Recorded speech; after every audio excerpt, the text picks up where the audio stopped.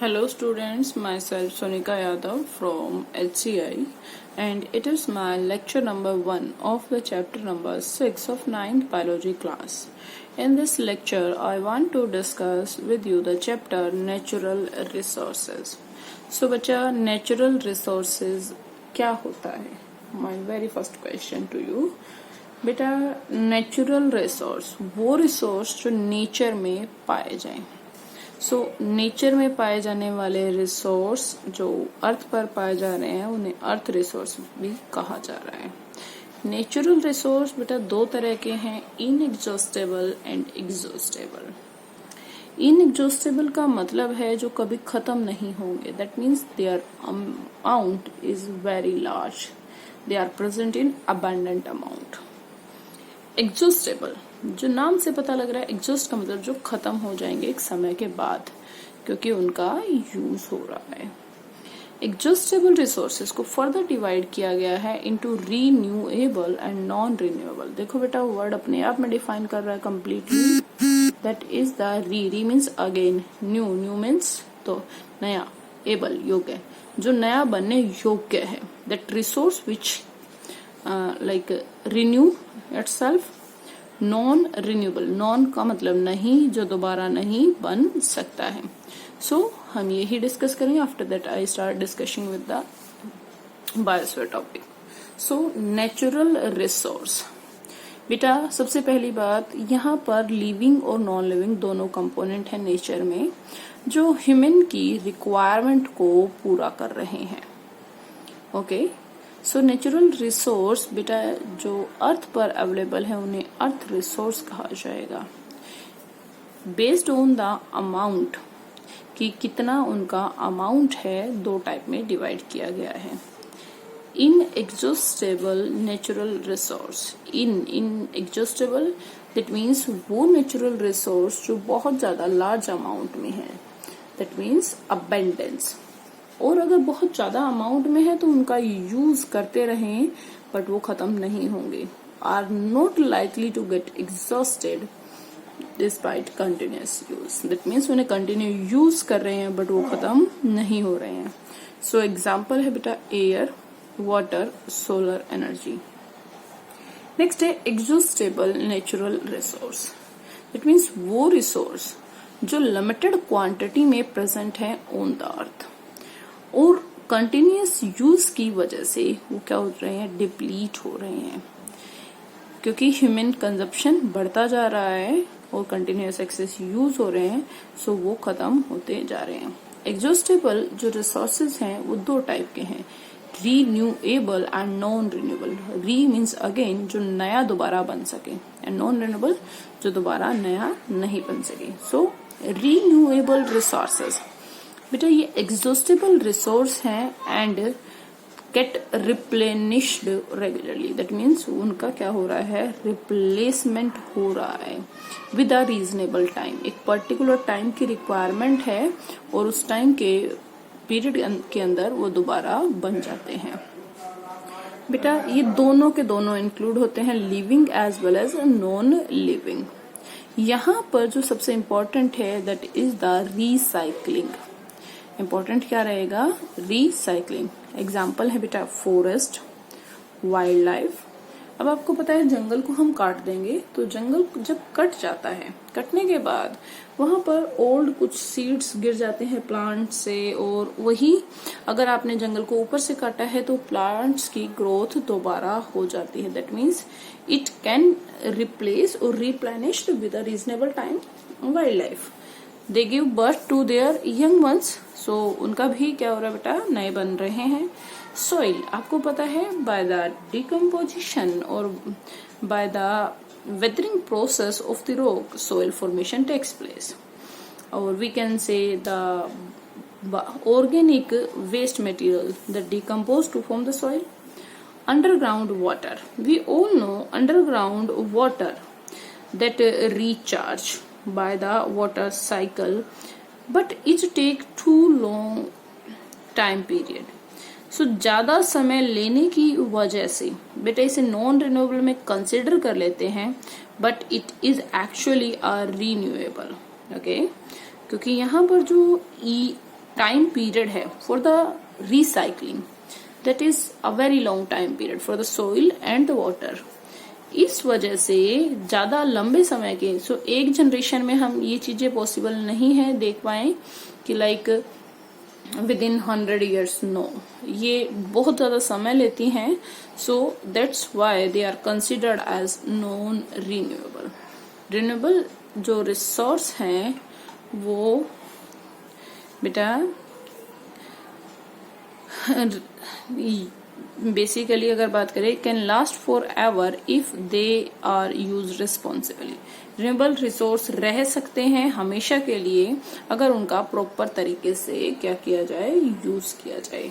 Next है बेटा non renewable resources. अपने आप में डिफाइन करता है नॉन, नॉन का मतलब नहीं। ये वो रिसोर्सेस हैं जो एक बार यूज हो गए, so they can not be replaced और replenished. That means once they can used, after that they cannot be again used. So recycling possible नहीं है। और ये बेटा अगर बात करते हैं तो ये सिर्फ नॉन लिविंग थिंग्स हैं and cannot replenish themselves by recycling and replacement। जैसे कि हम बात करें कोल पेट्रोलियम। कोल पेट्रोलियम को अगर हम एक बार अपनी गाड़ी में डाल लेते हैं लाइक पेट्रोल को, so one time it is use for driving your car and after that वो बेटा CO2 के फॉर्म में, स्मोक के फॉर्म में वो एटमॉस्फेयर में चली जाती है and it can not B recycled again. So if not used carefully, अगर हम पेट्रोल डीजल को प्रॉपरली यूज नहीं करेंगे, ढंग से यूज नहीं करेंगे, उनके लिमिटेड अमाउंट को सेव नहीं करेंगे, सो वो क्या हो जाएंगे, एक दिन खत्म हो जाएंगे।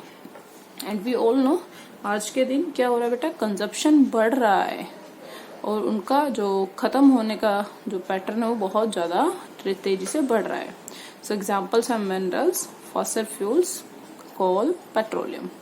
Now difference between the renewable and non-renewable.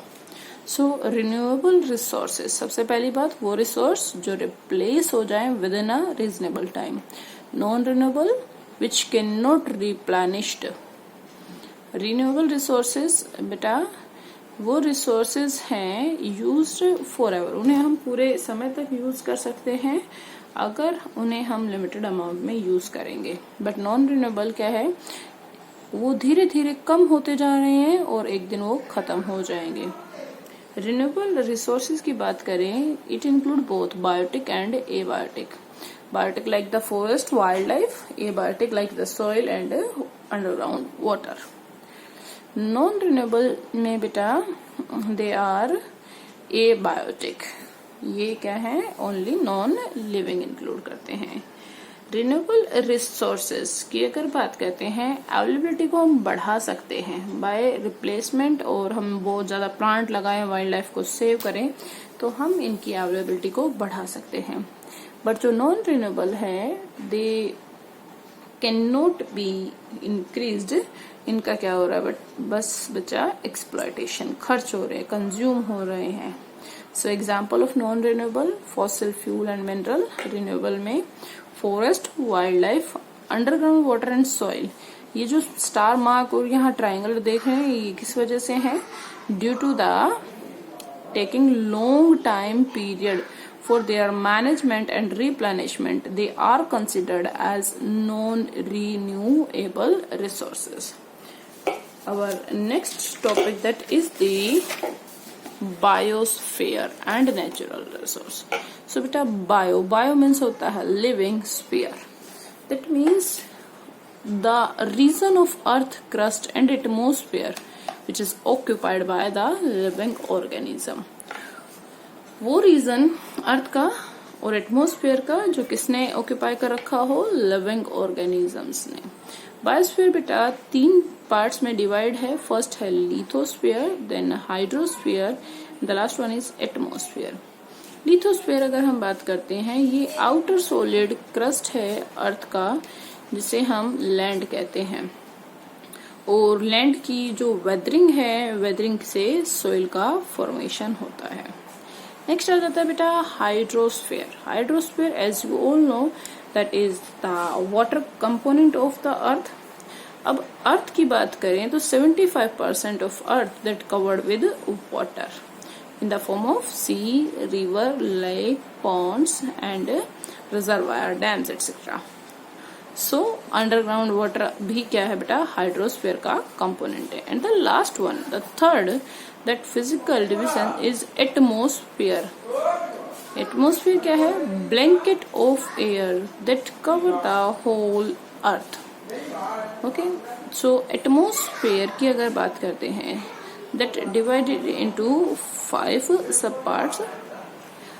Biosphere की बात करें सो 2 टाइप के कंपोनेंट हैं, biotic and abiotic component. Biotic component का मतलब है लिविंग।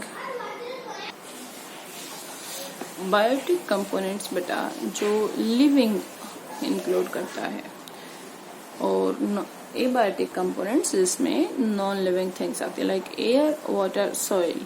अब सॉइल को बेटा अगर बात करें तो सॉइल में दोनों चीजें हैं, minerals and salt, they are the non living, and उसके अंदर माइक्रोब्स हैं, they are the living. Okay, so biotic and abiotic component किस में पाए जाते हैं, बायोस्फीयर में, और दोनों ही हमारे रिक्वायरमेंट को पूरा करते हैं, बेसिक नीड्स को। अब आपसे क्वेश्चन पूछ लिया जाए, सनलाइट किस तरह का रिसोर्स है? सो सनलाइट एक इनएग्जॉस्टेबल नेचुरल रिसोर्स है जो हर प्लांट के लिए जरूरी है फॉर द फूड फॉर्मेशन, और एनिमल्स के लिए for as a source of vitamin D.